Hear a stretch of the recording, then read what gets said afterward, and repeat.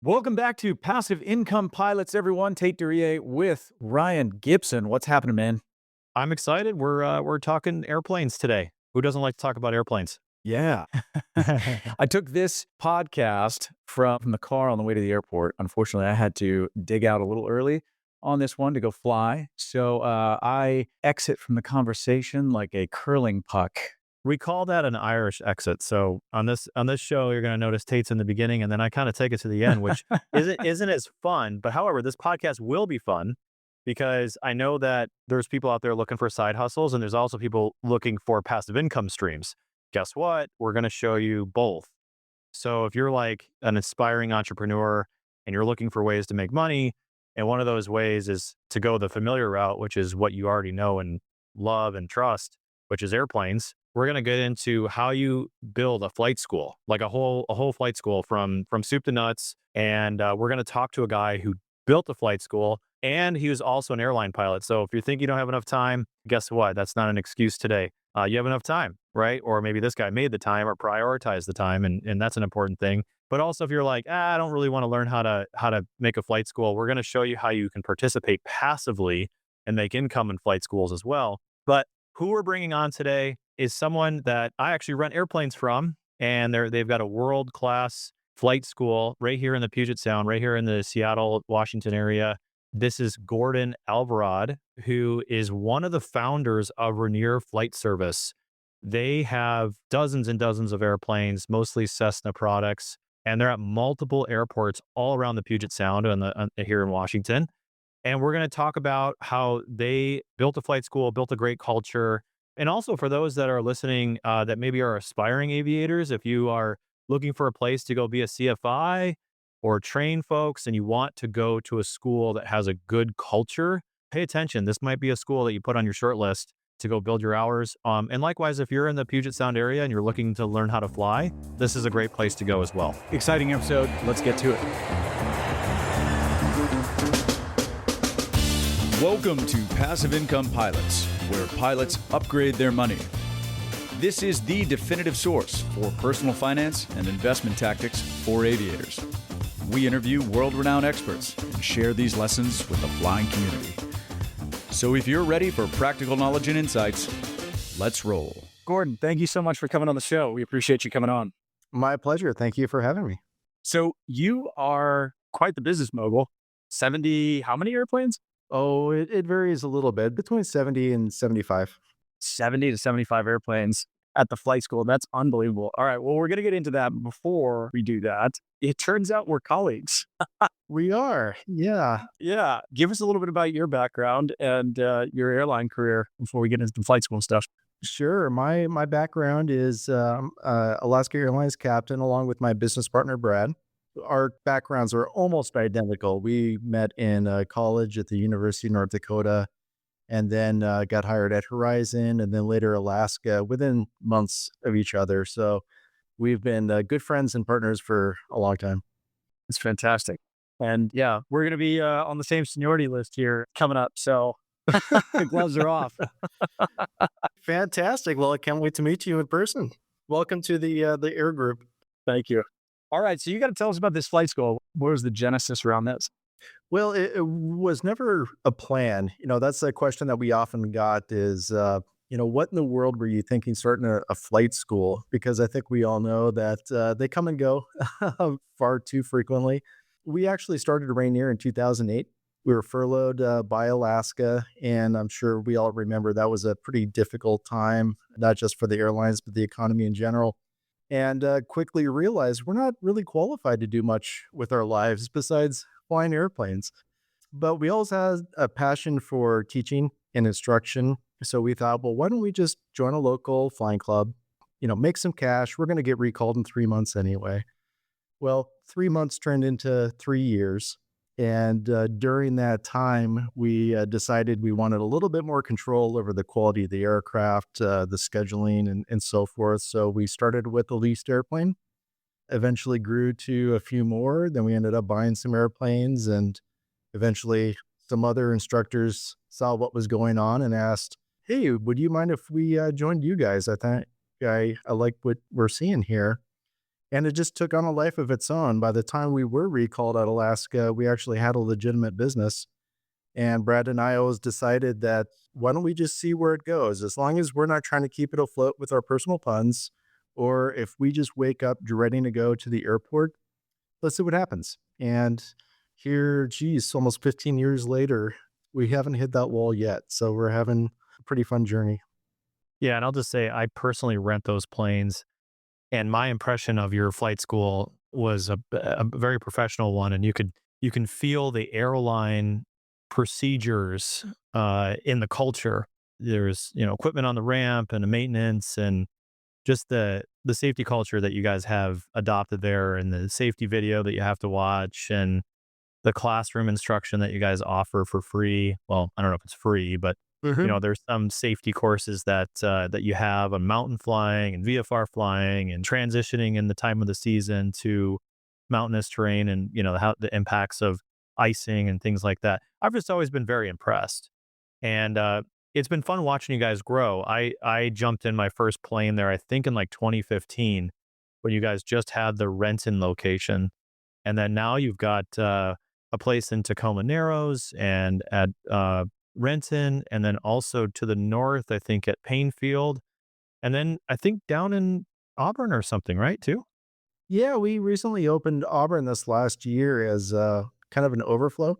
Renton, as our main facility, is by far the busiest, but it's also single runway limited. So even if we added more aircraft and instructors, they're just going to wait for takeoff, and I hate wasting time and money. So by opening Auburn, we're trying to shift some of that demand south and keep people training efficiently. This is how busy Rainier Flight Service is. I always rent your planes to do charity flights. I donate to auctions and things like that. And I was running the 182 the other day, and I taxied out to just, to get on there's an Alpha to go down and take off runway 34. And the controller said, hold for flow in the pattern. Like there's so many airplanes, there's so many airplanes from Rainier in the pattern. Gate hold in effect. But yeah, like there's like an edict for just getting in the pattern there. It's such a busy airport, but Yeah. also just such a fun place to fly. You get to take off to the north, you get to see beautiful mountains. You take off to the south, you see beautiful mountains on most days in the summertime.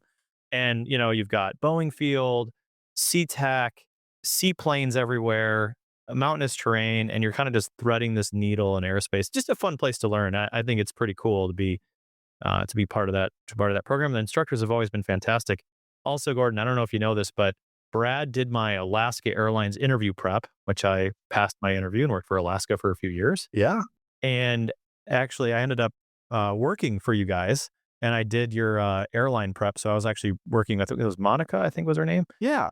Yeah. So I did airline prep for some Alaska airline pilots, and I love that. I don't do it anymore. Obviously, I'm a little bit busy, but I had so much fun doing that. And I was 100% completion rate. Anybody who went through my, just toot my own horn here for a second, anybody who got my prep ended up passing the interview. So Congrats. Appreciate all of your help.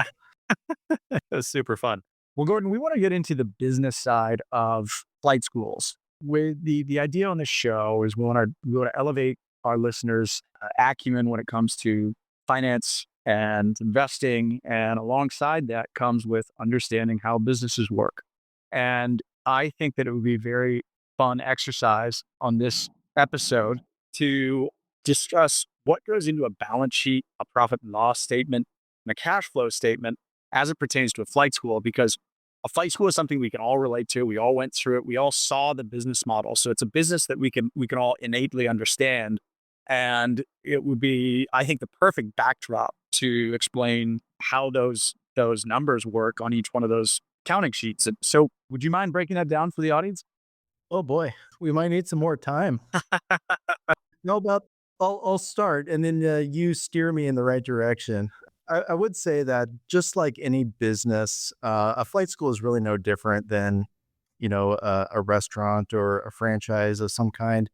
You essentially have assets that you're hopefully using to produce revenue. You want to invest in areas that are going to drive growth, all while balancing, the culture of the company, treating your employees fairly, maintaining safety and having a strategy behind what's the long and short term direction of the company. So specifically with the balance sheets and those accounts, we've been very fortunate to have a fantastic team behind us that help drive the decisions Brad and I make. But we're always looking at when we're spending money, is it going to deliver value? That's ultimately all a business does, right? It creates or destroys value. So when we're making those strategic decisions, it's usually in investing in aircraft and or people, because those are the two things that are going to improve our position in the marketplace. Now, Gordon, not every airline pilot who gets furlough can start an organization with 76 airplanes and continue to be successful. What do you think was the difference between what you and Brad did and maybe what other people try to do and fail? Because I mean, that's a lot of scale and a lot of success in a relatively short time. I mean, 15 years or so right now. So, I mean, that's not a lot of time. And it seems like you've pretty much dominated the Puget Sound market for flight training. Like, what was behind that? I would say two things were really in our favor. One was timing. When we started in 2008, most of the other operators in the area were struggling because they were used to having a robust business. And then when their markets kind of dried up, it's a lot more difficult to pivot an established operation than it is to kind of start from scratch, which is where we were from. So a lot of it just had to do with being in the right place at the right time. If even we had started at 2008 in a different market, like, I don't know, rural US or, even California, it probably would have been a much different story. But in the Puget Sound area, we were familiar with the market. We knew the other players and we were able to take advantage of opportunities as they arose. Yeah. The second thing that I really think drove our success was Brad and I coming at this as partners. He and I have, different opinions, different perspectives, but between the two of us, we somehow managed to figure out, the best outcome. For example, I may have like a vision and I'll put together a strategy and explain to Brad, this is what I'd like to do. This is my goal for the next 6 months. And he'll say, fantastic. You've got a budget of $200. Make it happen. So I think that, us balancing each other out has been very useful in our business growth because, we poke holes in each other's ideas, and between the two of us, we come up with a good plan. Not every fellow pilot makes a good business partner. What was it about you and Brad that made you go, this is going to work? Just happened to be in the same furlough class, or what was the what was the attraction there? Or I guess you guys went to UND together, but what made you guys go, I think this is going to be a good idea? Boy, I think it was just luck. Yeah. Yeah. We often tell people it's kind of like a marriage where, Brad and I have a family, which is a business with employees. And it takes two of us to kind of manage the family, much like a personal relationship. There's give and there's take. And, between the two of you, you make it work. If it was just me or him individually, it would have been very difficult. Yeah. Because without that sounding board, you just don't have a frame of reference. It's someone to kind of yank you back when you need it sometimes. But our personality matches just really well. Yeah. And I don't think there's anything else than luck and just finding the right person. That makes sense. Getting back to Tate's question about the P&L and the balance sheet and kind of statement of cash flows. For our listeners, in your P&L, that's your profit and loss statement. On any business, you have things that are your biggest contributors to revenue, which is your top line. And then you have bigger things that are contributed to your expenses. And then on your balance sheet, you're going to buy things and capitalize those to the business. Mm-hmm. What would you say are your biggest revenue drivers, maybe your top 3 revenue drivers to the business? In our operation, because we don't do outside maintenance, we don't do fuel sales like a traditional FBO, it's really aircraft rental and instruction. And we have some ancillary, revenue streams, but those are really the two main things that we focus on and try to execute as efficiently as possible. Yeah. And what would you say on the expense side? What's your biggest line item there? Probably payroll and just overhead expenses, rent, utilities, and so forth. Yeah. as you know, airport property is not cheap and there's a finite amount. We can't pick up shop and just, move down the street. So Yeah. negotiating with the municipalities is, a challenge sometimes, but that is the cost of doing business. Yeah, that makes sense. And how do you even go about getting a lease at Renton Airport? Are you renting from the municipality there, or who you're renting that from? Every airport's a little bit different, but for Renton in particular, it's actually an owned asset by the city of Renton and managed by the city council. So we lease the ground and the facility from the city. There are cases where if you build a facility on a long-term ground lease, then you amortize that cost over a number of years. So essentially, you're paying your own rent. But other airports are different. Yeah. Some are county, some are city, some are even private. Yeah, that makes sense. I think you're expanding, yeah? You're actually getting ready to do a pretty big demo and build of a new flight school in Renton. Is that right? It's something we're currently evaluating. Like I was explaining, going through the decision-making process, you have to quantify as much as you can so that you can actually plan around realistic numbers. So we engaged a company to do an assessment on, what would the market rate be? What's the cost of construction and so forth. So we're gathering that information to see, is that going to be our best long-term plan or are funds better used elsewhere? Yeah. No, that's great. What would you say are the biggest ticket items that you've had to purchase? Because I believe you're doing all leasebacks on these planes, yeah? We started with majority of lease, but fortunately, by the time that we were recalled to Alaska, we didn't have to rely on this business being our, sole source of Yeah. income. Yeah. So we've been fortunate and being able to reinvest the money we do make, the profit margin back into the operation. So every year we've slowly accumulated, 2 or 3 airplanes a year as acquisitions. No. One, that improves our equity position and value of the company. And two, when you get into the taxes, especially with the bonus depreciations, that's been very helpful to offset the income and the tax liabilities. We talk awful lot about a bonus depreciation on the show. We've actually had your neighbor across the way, the Flight Academy, on the show to talk about Cirrus leaseback. Talk to us about that bonus depreciation and your philosophy there, because I think our listeners love to hear it's like you're earning income from this endeavor, Mhm. and then you have taxable income, and you're basically reinvesting that income to basically get that bonus depreciation from the aircraft that you're buying, which is offsetting your gain. Do I have that right? Yeah, that's essentially it. At the end of the year, you add up your profits and losses, and if you come out ahead, you're going to owe the government a percentage, right? And depending on your structure as an organization, in ours, it flows through directly to Brad and myself as a LLC. S and C corps might be a little bit different, but if you are able to purchase aircraft, especially revenue generating equipment, that bonus depreciation is huge in offsetting that taxable income. So you're putting money back into the operation, back into your business for driving future growth versus paying the government. So that's interesting. So you kind of got started doing leaseback. So you find people who are willing to buy the airplane, and then you entered that into service, took a spread on what you lent it out to the student on, and maybe collect some revenue from the flight instructor's income.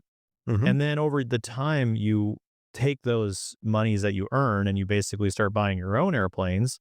I assume you just paid cash for those, or did you lever those, or what was your what was your strategy there? A combination of both. It depends on our cash position for the year. Yep. How much do we want to retain for kind of an emergency position? You want a little bit of cash in the bank just for, payroll and so forth. Sometimes we've leased, especially with, new aircraft these days. If you place an order with Cessna, one, they are dramatically more expensive than they were even 5, 10 years ago. I bet. Yeah. And two, you're probably not going to take delivery for at least, 18 months. Wow. So you have to forecast that in advance, and you can only take that depreciation when the asset's put in service. So it's a little bit of cash planning as well. Yeah, that's great. I want to go back in time a little bit. So 2008, you're furlough, you start this flight school, And then the airlines come say, hey, time to come back. And actually, I remember Brad actually taught my new hire ground school at Alaska.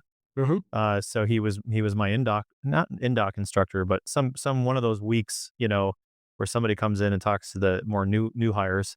What's it like? I mean, our listeners, the show is called Passive Income Pilots, right? We're looking for passive income or passive income ideas, but we also tend to talk a lot about active income to offset your, active income to that has maybe tax benefits or whatever it might be. But what was it like when you got recalled running a business? Kind of how do you straddle that? Being an airline pilot full time and also being a full time business owner. What's that like? It is a very careful balance. The key that we've found is finding the right people to handle the day to day. So we are only as actively involved as we choose to be. Realistically, especially at this point, Brad and I could really step back and do very little intervention because the team does a fantastic job making sure that we maintain a safe operation, it's efficient and profitable. However, like I said at the beginning, we still enjoy it. Yeah. I love going to the airports on my days off and, talking with the instructors, being a mentor, steering the ship, making sure that we're still on track with the long-term strategy. So that's by choice. No, that's great. I mean, finding something you're passionate about, you won't work a day in your life, right? Exactly. And that's fantastic. What's your long-term plans? I mean, are you gonna keep growing this and extend into the east side of the state or go south more? Or what's your 5, 10, maybe 30-year plans for the flight school? That's a great question. We haven't spent a whole lot of time thinking about it just because we're so busy laying the track. Yeah, I know what you're talking about. I'm not quite sure where it's going to end up. Yeah. But I think for now, our strategy is proven effective. We like being in a position where when opportunities arise, we can act quickly upon them. And you never know what's going to happen next year in 5 years. If there's another location and it makes sense and we can move into another market and expand, I think we've demonstrated by this point that we can effectively manage remotely with a central, command and control type structure without sacrificing the quality or safety. So we'll see what happens. Yeah. If I'm an airline pilot and I'm listening to this and I'm like, huh, this sounds like something I'd be interested in. I love going to the airport. I love doing the flight school thing. I know a lot of good people. I have some resources. How would you even go about deciding that Auburn Airport is a place that you would drop into your next location? How would you even know that's a good place to go have a flight school in your mind? Well, it kind of goes back to just basic business principles. I started off with a very basic business plan when we decided to actually make this a legitimate operation. And with some help from like the Small Business Administration and some mentors, we filled it out, including a SWOT analysis. Yeah. And it's a royal pain in the butt to go through that exercise, but you can't cut corners. By looking at your competition and identifying your strengths and weaknesses, opportunities, all of those things, it forces you to be realistic. And when we're evaluating different airports like Auburn, you have to look at the market, say, what strengths or values would we bring? What's our biggest barrier to, the opportunity? What would our competitors do? Is there enough client demand? So it takes some time and effort, but when done properly, it pays in dividends. Yeah. How do you go about finding people that are willing to buy aircraft to lease back to you? Is there a market for that? And there is. In fact, we probably have more airplanes or more people willing to lease to us than we can really manage. It's been a very good relationship when done properly. I'm sure we've all heard about these leaseback agreements that have gone sour for a multitude of different reasons. Oftentimes, it just comes down to the relationship and communication. Unless it's fair and benefiting both parties, the flight school has to use that asset to make money. Yeah. If the owner is losing money in that relationship, then they're not going to want to lease it very long. Yeah. So it's got to be, beneficial to both groups. And if you can maintain that open communication and, when the unexpected arises, the prop needs an overhaul, the starter needs replacement, and you've got a decision, are you going to replace it with new and get the airplane flying right away? You can send it out for overhaul. Having that conversation with the owner in advance so that your expectations are aligned. And Yeah, I think that's really key to a good leaseback agreement. that makes sense. If I'm an investor thinking I want to give you an airplane, what does that look like for me? If I want to try to lease back a plane to you, what kind of plane would you even accept? Which ones would you not accept? What would the terms be? What kind of if you wouldn't mind, could you break down some of the economics behind that? Yeah, definitely. I think it starts with what kind of airplane do you want to own, first of all, because let's say this relationship doesn't work out for whatever reason, you are going to have this airplane. Yeah. And I think let's start with what are you comfortable purchasing? And if it is aligned with our needs, then okay, let's talk about the details. Rainier strategy, much like the airlines, is all about consistency and efficiency, which means fleet standardization. If an owner said, "Hey, I'd love to lease you an airplane, and I've got my eye on this Navion," I'd say, that's not quite our market. What we really need are more modern aircraft. They don't have to be brand new, but they've got to be clean. They need to have an appearance that reflects our company and be consistently with the avionics. So from a training experience, the students are able to operate this airplane versus another, and it doesn't require differences training. It just makes the whole operation a lot easier to staff, to train, to inventory and parts. Yeah, when I said you run it like an airline, I wasn't kidding. I mean, that's the basics, right, of the good airlines that you see like Southwest, Alaska, many others that use common fleet types. They try to get a very specific dialed in type of airplane so that the parts are the same, the training is the same. They don't have to, it's not a big deal when they integrate an airplane. And I remember that was a big thing when I was at Alaska, kind of before Virgin America, but that was one of the big things that, they had all the same kind of standardized 737s, and that was an easy way to kind of make the airline run really well. Yeah.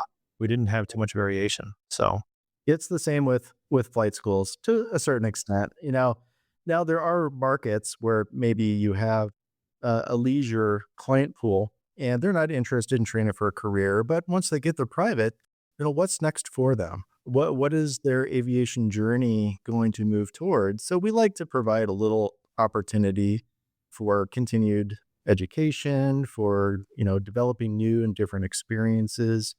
So we do try to bring on aircraft like a 182.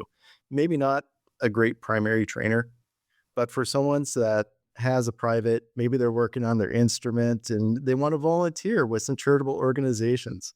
there we go. There it is. That's a perfect way to keep that client involved and opportunities to continue their passions. And you'll take on my 185 that I'll buy, right? And you guys will have a little tail dragger program. Oh boy. We'll throw some floats in the hangar, and we could do some float plane training. That won't be too different than what you do, right? We actually tried it at one point, and I got to say it was a lot of fun. Not the most profitable, but we had a good time doing it. I bet. Yeah, I bet. There's just so many cool places to fly, and I would love to get something like that, but just something I could lease back and kind of justify. Speaking of which, do your lease agreements? The last guest we had on, he had a way of kind of setting this up as an active business for participants, so they could, in effect, get the bonus depreciation from leasing back. Do you guys do something like that where you kind of keep your owners actively involved in some way? We do, and I can't speak directly to all of the legal requirements. I know there is some amount of owner participation that is required. Obviously, our lease agreement addresses that we had legal review and make sure that everyone is compliant. We don't want to have audits and go down that rabbit hole. But honestly, I like actively involved owners. If we're just making all the decisions and they're kind of non-existent, it makes it really difficult to understand, is this working out for you? If you have concerns, if you have ideas, this is a collaboration. Yeah. And I prefer working with those individuals that are engaged and wanting to find mutually beneficial solutions. Looking back, Is there any regrets that you have? Any things that you would have done differently with the flight school that, having all this experience now, you would say, man, I wish we would have started buying airplanes sooner or leased up faster, or whatever it might have been? Oh boy, I don't have regrets per se. You can always look back and see, well, maybe there was opportunities that we could have jumped on, but by nature, I think we're fairly conservative. Yeah. And I don't like operating so lean or overexposing, our debt position so that if anything happens, we're really in a pinch. So we like to try to make decisions so that we've always got a B plan and a C plan, just like a pilot, right? If you're, on approach and you've got wind shear reports, well, our plan is to land. Well, what if we get a wind shear alert? What's the plan? Are we going to divert? Are we going to circle back around? So I think we Yeah. integrate that same, aeronautical decision making into our business. Yeah, that makes sense. Looking at trends, it looks like you guys are growing quite a bit. And so that would suggest that more people are getting into flight training. Or maybe you're just making it more accessible by geographic region. What would you say the trend is right now? Are there more people engaging in flight schools than they were 15 years ago? What's the trend there?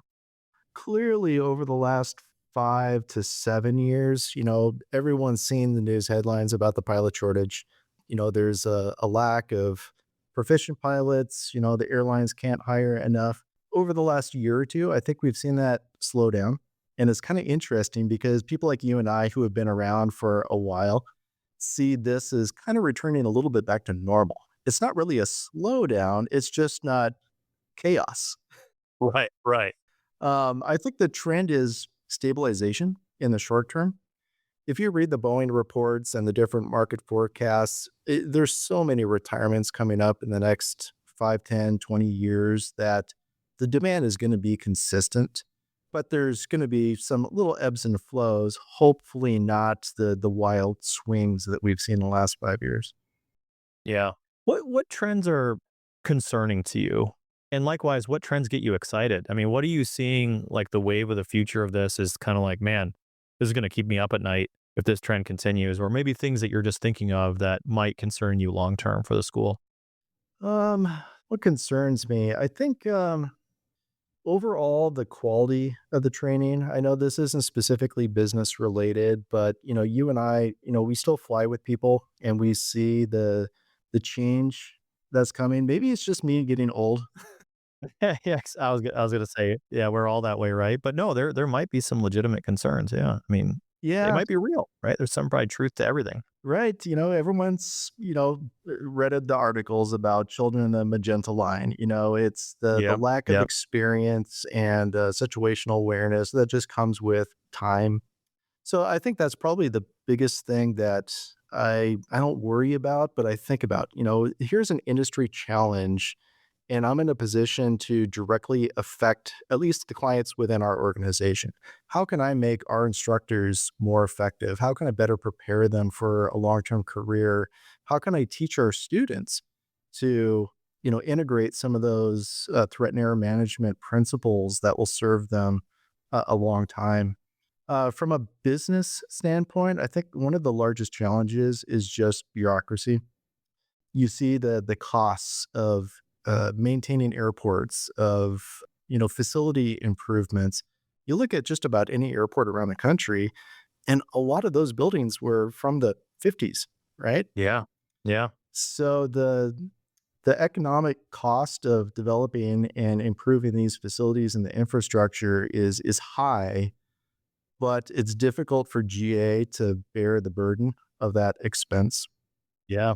you know? That's a good point. I mean, you fly around a lot of these GA airports in Washington, and they're beautiful airports and beautiful locations, but it kind of makes you wonder, like, who's paying the bill, right? I mean, tax dollars are to an extent, but I mean, this is a long runway that needs to be resurfaced. It is. That's not cheap, and lobbying for that, yeah, I can imagine it's going to get more and more difficult as funding is fought for, right? So, Yep. do you guys participate at all in some of the state level, advocations for airports, or what, kind of what's your involvement politically? I mean, it seems like you're now playing a pretty big role at multiple airports, and you're the future of aviation. we literally as a country rely on what you're doing to produce pilots to run our airlines, right? Hmm. And so what kind of sway have you gotten into it there? Not nearly as much as I would like. Yeah, yeah, By nature, I'm not a very political person. sure. I like saying it like it is, and let's actually address the root issues and not just talk and pat each other's on the back. Right. What we have tried to do is engage with other industry partners. So if we can work with like local school districts and help them put together a more robust, STEM curriculum that exposes kids to aviation, whether it's, flying, engineering, there's so many different facets. Maybe some of them will actually start a career and get into aviation at some level. I like working with those partnerships because now we've got a larger group with shared interests. And it's not just my company saying, hey, we need to work on this problem at the airport and you need to get, X number of dollars of funding for it. It's us and the school districts and these other, nonprofit organizations and so forth. So by consolidating, I think we've got a stronger voice. Yeah, that makes a lot of sense. What gets you excited about the future? I mean, let's the doom and gloom. And by the way, for those listeners that he said, children of the magenta line. If you're not in aviation, that's okay. You're in good hands here. That just means that the magenta line is the GPS line that the pilots can program in. We used to be on round dials and steam gauges and have to do a little bit more navigation with maps and things. And now you kind of just plug it in and it draws a line and you just kind of fly that line. So anyway, that's an over explanation of what he meant by that. But what gets you excited about the future? Another great question. I think there's so much opportunity for companies that are well run and they can they have the staying power to weather the ups and the downs. There's always going to be a demand for pilots, and I think that those that are adopting technology instead of pushing back against change, that are leveraging some new tools that weren't available in the past to make training more efficient, more effective. I'm not an early adopter, I'd say, Yeah. but I'm always keeping my finger on the pulse of, where is augmented reality at these days and what role will it play? I don't think there's any question that it will be pretty significant once the technology has matured a little bit. But I'm thinking about, well, in 10 years, maybe it will be there. And how can we position ourselves today so that we can take advantage of it for the benefit of our clients? Yeah. What opportunities are out there? If I'm listening to this and my son or daughter is an aspiring aviation airline pilot, talk about the flight instructor programs that you have. Do you have many openings? Do they, it seems like you guys do a pretty good job. Flight instructors come in, they fly for a few thousand hours or maybe a few hundred hours sometimes, and they get kind of sucked up to the airlines. And it seems like a pretty good steady flow of instructors. What's it like being an instructor here? We are fairly selective. I think for every 10 applicants, we probably hire two. So it's not a given that you just apply for a job and you're going to get it. Yeah, yeah, That being said, we're always looking for good people yeah, because we can always train you to be a better instructor, a better pilot. I can provide you the knowledge and the skills to excel, but I can't change really who you are. So if you've got a willingness to learn, a willingness to stretch and grow professionally and personally, we can definitely work with you. But if you're just looking to build time and, this is just a stepping board, then we're probably not the right place for you. We know you're going to be gone in a year. That's fine. I was there myself. But while you're working, we expect, the best that you can offer because our clients deserve it. yeah, yeah. And the last question I have for you, and then I will let you get back to it. I know that you got a bunch going on, and we appreciate you coming on and talking to us about it. What about airline interviews? Do you guys still do airline interview prep? We do. That was kind of a side thing that we started simply because we had so many friends or friends of friends asking, hey, I want to apply at Alaska or Delta. Do you Yeah, have any tips or tricks? And we thought, well, after doing so many of these, maybe we should kind of formalize it a little bit and, Yeah. be paid for our time. I don't mind helping friends, but friends 3 removed is a little different. Yeah. Yeah, Brad did my prep. So I felt like the Godfather did my airline prep. He did a great job, and I actually learned a lot from his prep, and I carried that through and gave that back to others when I did that. Are there any opportunities, if you're an airline pilot and you're sitting around a layover and you want to give back and make some extra bucks? Are you guys hiring in those positions, or how does one even apply for something like that? Oh, we are based off of demand. I think we've all seen the last year slow down a little bit, Yeah. Yep. and I think that's probably healthy, but it will pick back up. We're always looking for people that are willing to, devote some of their time. Obviously, we do compensate you, hopefully fairly, make it worth your while.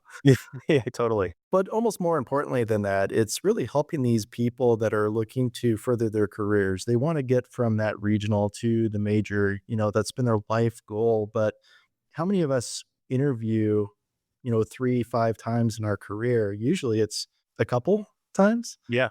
And it's a daunting process. So all we try to do is take the mystery out of it, let you know what to expect, and try to see it from the perspective of the hiring panel. What are they looking for in an applicant, and how can you make it as easy for them as possible to determine you're a great fit? Yeah. No, that's great. Well, if you're an airline pilot and you're looking to sharpen your interview skills, I can't say enough about. I used to tell people, like, if you're at a regional or you're a flight instructor and you're trying to get hired by the airlines and there's a specific place you want to go and you get that one shot to go get your airline interview, you should be prepared to spend $10,000, like, just right off the bat, in getting yourself a new suit, getting yourself interview prep, taking some online courses, traveling to some conferences to practice your interview skills or meet with people. You should spend money because it's worth it. If you can get hired on that first round, that could be the difference in hundreds of seniority numbers. And, you should put your best foot forward, and maybe it's not 10 grand, maybe it's 5 or whatever it is, but don't be afraid to invest some money in yourself to prepare you for the interview, because that's what it is. I don't even know what your prep costs these days, but it's worth it. It's worth every single penny. It doesn't even matter.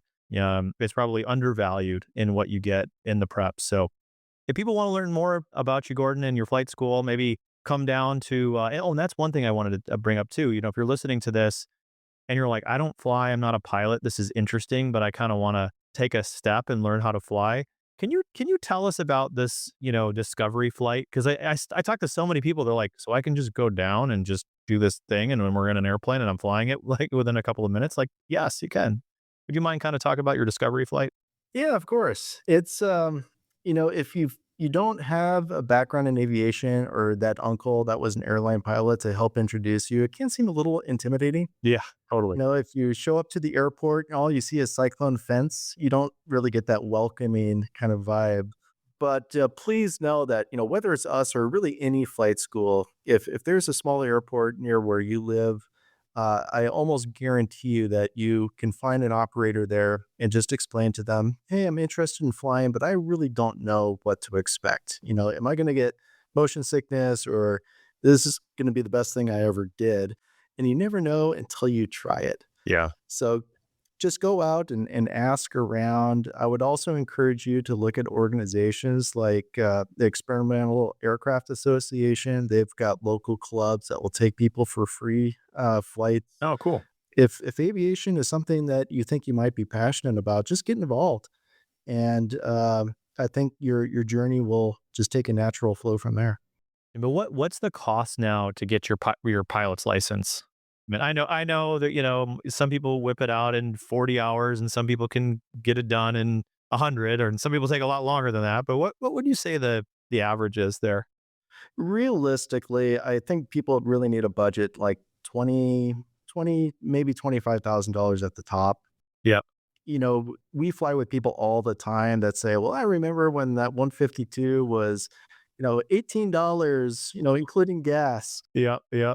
Times have changed. It is more expensive. The training regulatory requirements are a lot more comprehensive than they used to be. We have to train more in the same amount of time. So yes, the regulations haven't changed. It's still, 40 hours for your private or 35 if it's 141. The average realistically is 70, 75. And the last thing I want to see people do is, get up to the end of their training, run out of funds, take a long break and get rusty. Yep. So yes, it is expensive, but so is just about any other hobby. If this is important to you, then just dive in, have a plan, and it's worth every penny. And start in like April if you're going to go to Gordon's school, because then you'll have all summer to enjoy the nice weather. I wouldn't recommend maybe starting you can start in October, but a little bit more challenging. Well, that's when you start instrument rating is in October. There you go. They're your instrument rating. Exactly. Just got to stay on the west side of the Cascades and you'll be great. Well, thank you so much, Gordon. How can listeners get in touch with you and learn more about Rainier Flying? Is it Rainier Flying Service or Rainier Flight Service? RainierFlightService.com is our website. There's a lot of information on there. We try to be as transparent as possible to make it easy to find the information you're looking for.